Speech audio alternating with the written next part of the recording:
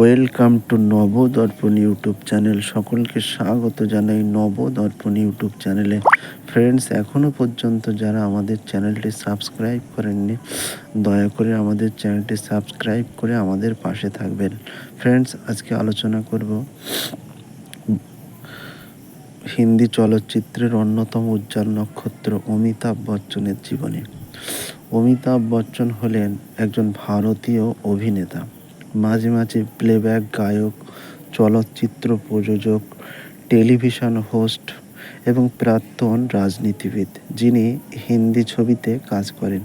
তিনি 1969 সালে সাত হিন্দুস্তানি এবং মৃণাল সেনের ভুবন সম 1969-এর মাধ্যমে অভিনয়ে আত্মপ্রকাশ করেন। পরে তিনি ঋষিকেশ মুখার্জির আনন্দ 1971 ছবিতে ডক্টর ভাস্কর ব্যানার্জির চরিত্রে অভিনয় করেন, যার জন্য তিনি শ্রেষ্ঠ পার্শ্ব অভিনেতার ফিল্মফেয়ার পুরস্কার জিতেছিলেন।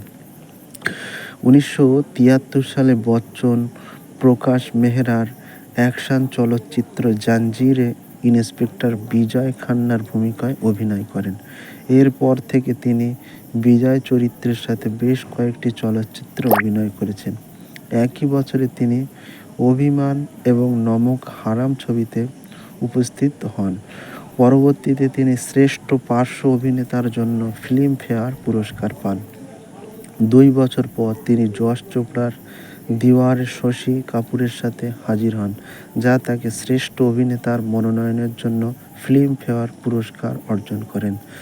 দিওয়ার এবং জাঞ্জিরে তার ভূমিকায় তার জন্য তাকে রাগী যুবক হিসাবে উল্লেখ করা হয়। তিনি রমেশ সিপ্পির শোলে 1975-এ অভিনয় করেন, যা সর্বকালের সর্বশ্রেষ্ঠ ভারতীয় চলচ্চিত্রদের মধ্যে একটি হিসেবে বিবেচিত হয়।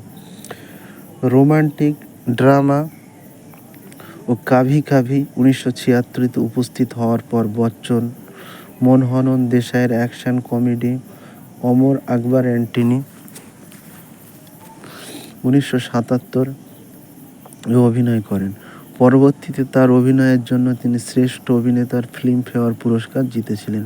এরপর তিনি ডন 1978 ছবিতে ডন এবং বিজয়ের দ্বৈত চরিত্রে অভিনয় করেন, যা তাকে আবার পরপর বছরের জন্য ফিল্মফেয়ার সেরা অভিনেতার পুরস্কার অর্জন করে। 1980-র দশকে বচ্চন অ্যাকশন চলচ্চিত্র সহ অসংখ্য চলচ্চিত্রে অভিনয় করেছিলেন। দস্তানা, শান, কালিয়া, রোমান্টিক চলচ্চিত্র সিলসিলা, দিলীপ কুমারের সাথে নাট্য চলচ্চিত্র শক্তি 1982।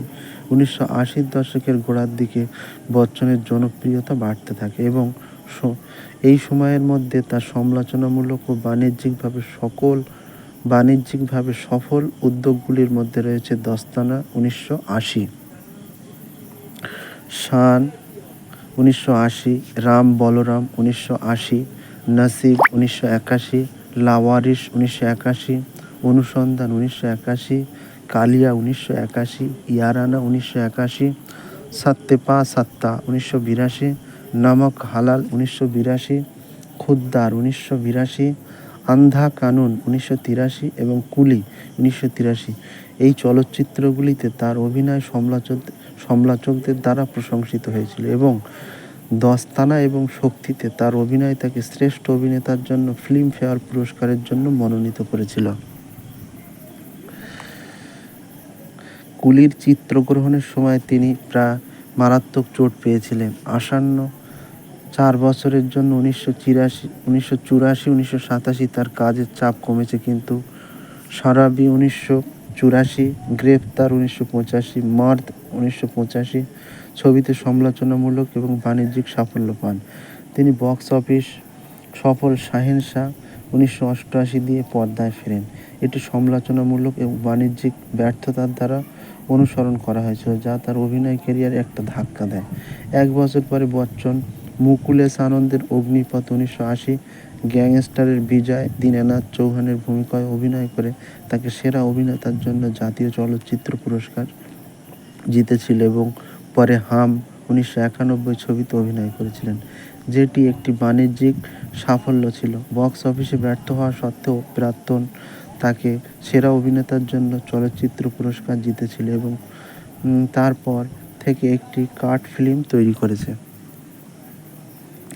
তিনি হাম ছবির জন্য শ্রেষ্ঠ অভিনেতার জন্য ফিল্মফেয়ার পুরস্কারও অর্জন করেন, যার পরে তিনি অভিনয় থেকে আরেকটি বিরতি নেন। এরপর তিনি আনন্দের 1992 সালের নাটক খুদা গাওয়াতে বাদশা খান চরিত্রে অভিনয় করেন, যার জন্য তিনি আফগানিস্তানি রাষ্ট্রপতির কাছ থেকে বেসামরিক পুরস্কার পান। তিনি বেশ কিছু উল্লেখযোগ্য পুরস্কারে ভূষিত হয়েছেন, সেগুলি হলো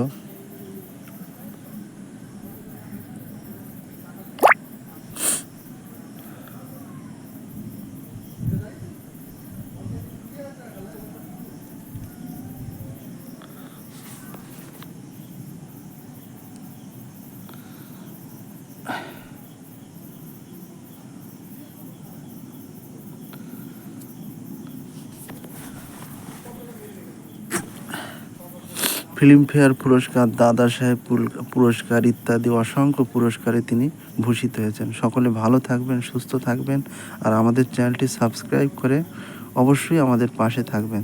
থ্যাংক ইউ ফর ওয়াচিং।